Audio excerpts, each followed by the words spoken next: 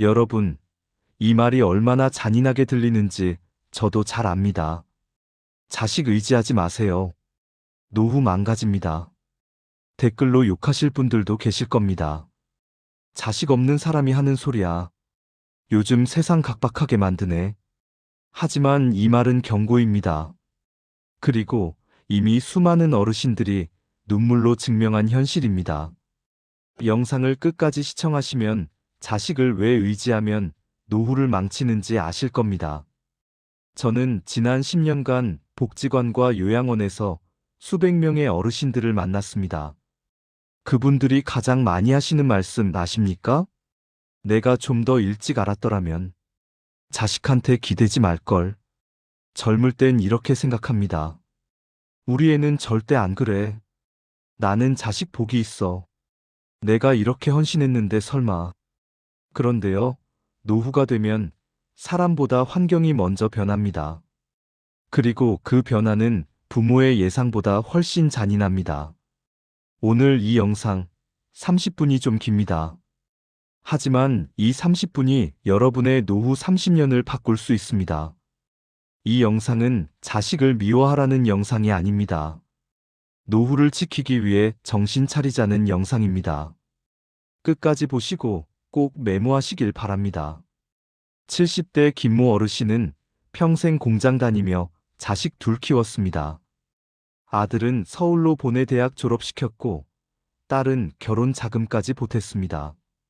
집도 해주고 결혼 자금도 보태고 손주 돌봐주느라 본인 인생은 미뤘습니다. 늘 이렇게 말했습니다. 나는 자식만 잘 되면 돼. 그런데 아들이 사업에 실패했습니다. 딸은 남편 따라 외국으로 떠났습니다. 그 순간부터 전화가 줄어들기 시작했습니다. 명절에도 핑계가 늘어났습니다. 용돈도 끊겼습니다. 병원도 혼자 다니기 시작했습니다. 어르신은 병원비가 부담돼 당뇨약도 거르기 시작했습니다. 그리고 어느 날 복지관에서 상담하던 중 이렇게 말씀하셨습니다. 자식이 나를 버린 게 아니라 내가 내 인생을 먼저 버렸더라고요. 박 어르신은 조금 다릅니다. 자식이 효자입니다. 매달 용돈도 보내고 병원도 함께 가고 명절도 꼬박꼬박 챙깁니다. 그런데 어르신은 행복하지 않았습니다. 왜일까요? 아들한테 미안해서 내가 하고 싶은 거 하나도 못해요. 여행 가고 싶어도, 취미 생활하고 싶어도, 친구 만나고 싶어도, 돈 쓴다고 뭐라 할까봐 전부 참았습니다. 용돈 받는 게 감사가 아니라 빚처럼 느껴졌습니다. 최 어르신은 평생 모은 재산 3억을 아들에게 모두 넘겼습니다. 네가 관리하는 게 낫겠다. 그런데 아들이 그 돈으로 투자를 했고 결국 반 이상을 잃었습니다. 어르신이 돌려달라고 하자 아들은 이렇게 말했습니다. 아버지가 관리하라고 하셨잖아요. 제 잘못 아니에요. 지금 최 어르신은 월 40만 원 기초연금으로 원룸에서 혼자 살고 있습니다. 여러분, 이 세 분의 공통점이 뭘까요? 자식이 나쁜 사람이어서? 아닙니다.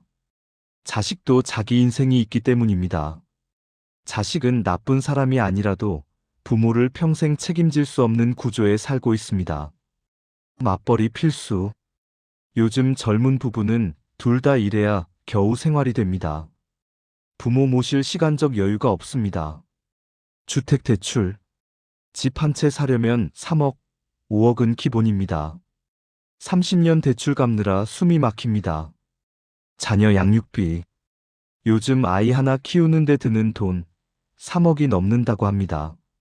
노후 불안. 자식 세대도 자기 노후가 불안합니다. 부모까지 책임질 여력이 없습니다. 경쟁 사회. 직장에서 살아남기도 벅찹니다. 승진 경쟁, 구조 조정. 부모를 모시고 싶어도 현실이 허락하지 않는 시대입니다. 부모 세대는 이렇게 생각합니다. 우리 땐 부모 모시는 게 당연했는데. 하지만 부모 세대가 젊었을 때와 지금 자식 세대가 사는 세상은 완전히 다른 세상입니다. 과거엔 집값이 지금의 10분의 1, 대학 등록금도 훨씬 저렴, 형제자매가 많아 부담 분산, 대가족 문화, 직장 안정성이 있었습니다. 지금은 집값 폭등, 교육비 천정부지, 이래서 이 자녀가 전부 핵가족 문화, 고용 불안정입니다. 같은 잣대로 비교할 수 없습니다. 그런데도 부모는 이렇게 생각합니다. 아들 하나만 믿으면 돼. 딸 하나면 충분해. 이 믿음이 노후를 무너뜨리는 가장 큰 착각입니다. 네가 관리해. 엄마 아빠 나중에 네가 챙겨줘.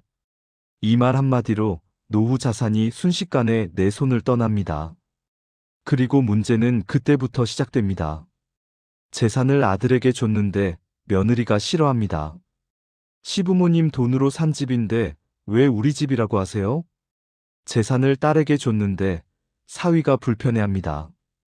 장인어른, 이제 저희 집인데 자꾸 간섭하시면. 자식이 사업 실패, 이혼, 빚, 부모 재산까지 날아갑니다. 한 자식에게만 줬을 때 다른 형제들이 반발합니다. 형만 받았잖아. 불공평해. 가족이 깨집니다. 돈이 없으면 말할 힘도 같이 사라지는 것. 이것이 노후의 현실입니다. 손주 돌봐주고 밥 해주고 집안일 해주고 병원도 미루며 무료 노동을 합니다. 처음엔 우리 손주 너무 예쁘지. 애 엄마 일하러 가야 하니까. 이렇게 시작합니다. 그런데 1년, 2년, 5년 계속됩니다. 처음엔 고마워합니다. 그런데 시간이 지나면 당연해집니다. 엄마, 오늘 애 봐주시죠? 부탁이 아니라 통보가 됩니다. 그러다 병이 나면 그제서야 알게 됩니다. 당연했던 사람은 사라져야 비로소 귀해진다는 사실을. 전화 안 오면 먼저 합니다. 답 없으면 또 합니다. 하루에 3번, 4번. 밥은 먹었니? 요즘 바쁘니? 날씨 추운데 옷 따뜻하게 입어. 자식은 부담스럽습니다. 그러면서도 명절 때 용돈 챙겨주고 반찬 가져다 주고 엄마는 너만 있으면 돼. 이렇게 말합니다. 자식은 점점 멀어집니다. 전화도 덜 받고 방문도 줄어듭니다. 이 순간부터 부모는 존중받는 존재가 아니라 눈치 보는 존재가 됩니다. 예전엔 건강했습니다. 그런데 중풍이 왔습니다. 치매가 왔습니다. 허리를 다쳤습니다. 갑자기 24시간 케어가 필요한 상황이 됩니다. 자식은 직장을 그만둘 수 없습니다. 요양보호사를 쓰자니 돈이 듭니다. 결국 요양원 이야기가 나옵니다. 부모는 배신감을 느낍니다. 내가 너희를 이렇게 키웠는데? 하지만 자식도 현실적으로 어렵습니다. 이건 누구의 잘못도 아닙니다. 준비하지 못한 노후의 결과입니다. 연금도 없고 재산도 없고 소득도 없습니다. 자식이 매달 생활비를 보냅니다. 처음엔 괜찮습니다. 그런데 자식에게 위기가 오면 실직, 사업 실패, 이혼, 질병. 그 순간 부모의 생활비도 끊깁니다. 아버지, 죄송한데 이번 달은 좀 어렵습니다. 부모는 하루아침에 생계 위기에 빠집니다. 노후에 가장 무서운 건 돈이 없는 게 아닙니다. 선택권이 없는 삶, 거절할 수 없는 삶, 눈치 봐야 하는 삶. 이게 문제입니다. 돈이 있으면 병원도 스스로 선택하고, 집도 스스로 유지하고, 음식도 내가 고르고, 친구 만날 때도 내 돈으로 사고, 인간관계도 내가 결정합니다. 돈이 없으면 자식이 정해준 병원에 가고, 자식 집에 얹혀 살고, 자식이 해준 밥을 먹고, 친구 만나기도 눈치 보고, 모든 게 허락제가 됩니다. 사람은 경제력을 잃으면 존엄도 함께 잃습니다. 이건 자식이 나빠서가 아닙니다. 인간관계의 속성입니다. 돈 없는 사람은 말할 권리도 약해진다. 이게 현실입니다. 어렸을 때 부모는 자식을 보살폈습니다. 그런데 노후엔 자식이 부모를 보살핍니다. 이때 관계가 역전됩니다. 부모는 어린아이 취급을 받습니다. 아버지, 그러시면 안 돼요. 어머니, 말씀 좀 들으세요. 명령조로 바뀝니다. 자식에게 기대는 순간 노후는 내 인생이 아닌 남의 인생이 됩니다. 연금이든 소득이든 임대 수입이든 자식과 분리된 내 돈이 반드시 있어야 합니다. 얼마나 필요한가? 최소 월 150만 원. 여유 있게 월 200에서 250만 원. 어떻게 만드나? 국민연금 최대한 많이 넣기, 개인연금 준비, 소형 부동산 임대 수입, 예금, 이자 소득, 60대까지 일하며 모으기. 노후는 병 하나로 모든 관계가 바뀝니다. 체력이 있으면 스스로 병원 갈 수 있고, 스스로 밥 해 먹을 수 있고, 스스로 청소할 수 있고, 스스로 외출할 수 있습니다. 체력이 없으면 모든 게 타인 의존입니다. 체력은 곧 인격입니다. 체력은 곧 자존감입니다. 지금부터 해야 할 것. 매일 30분 걷기, 근력 운동, 정기 건강검진, 만성질환 관리, 치아 관리, 경로당 친구, 교회 지인, 동호회 사람, 이웃 주민. 이 관계가 노후의 안전망입니다. 자식은 일주일에 한 번 만날까 말까 합니다. 하지만 친구는 매일 만날 수 있습니다. 외로움을 자식에게서 채우려 하지 마세요. 친구에게서 채우세요. 가능하면 내 집이 있어야 합니다. 전세든 소형 아파트든 쫓겨나지 않을 공간. 이것이 중요합니다. 집이 없으면 노후는 더 불안합니다. 자식이 내 인생의 전부다. 이 생각을 내려놓으세요. 자식은 내 인생의 일부입니다. 전부가 아닙니다. 내 인생의 주인은 나입니다. 자식을 미워하라는 게 아닙니다. 건강한 거리를 유지하라는 겁니다. 돈 얘기 쉽게 꺼내지 마세요. 나 돈 좀 필요한데. 이 말 한 번이 관계를 무너뜨립니다. 기대하는 말 줄이세요. 이번 주말엔 올 거지? 너 요즘 왜 전화 안 해? 이런 말이 부담을 만듭니다. 도움은 부탁이 아니라 선택으로 받으세요. 병원 좀 데려다 줄래? 가 아니라 네가 괜찮으면 병원 같이 가면 좋겠다.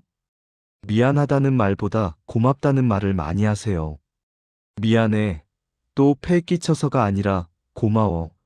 내 덕분에 큰 힘이 됐어. 자식 인생에 간섭하지 마세요. 결혼, 육아, 직장, 소비.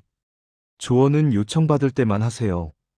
내 취미, 내 일상을 우선하세요. 자식 스케줄에 내 일정을 맞추지 마세요. 내가 먼저입니다. 그리고 가장 중요한 것. 내 인생은 내 것이다.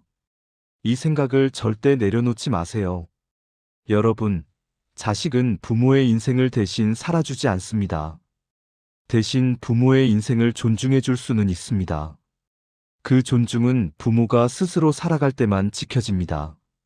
의존하는 부모는 자식에게 짐이 됩니다. 하지만 독립적인 부모는 자식에게 자랑입니다. 오늘 제목이 조금 거칠었죠. 노후에 자식 의지하지 마세요. 노후 망가집니다. 이 말은 자식을 부정하는 말이 아니라 부모 자신을 지키는 말입니다. 부디 돈도, 건강도, 존엄도 스스로 지키는 노후가 되시길 바랍니다. 그래야 자식도 편하고 여러분도 행복합니다. 오늘 영상 꼭 가족들과 함께 보시고 대화 나눠보시길 바랍니다. 구독과 좋아요, 그리고 알림 설정까지 부탁드립니다.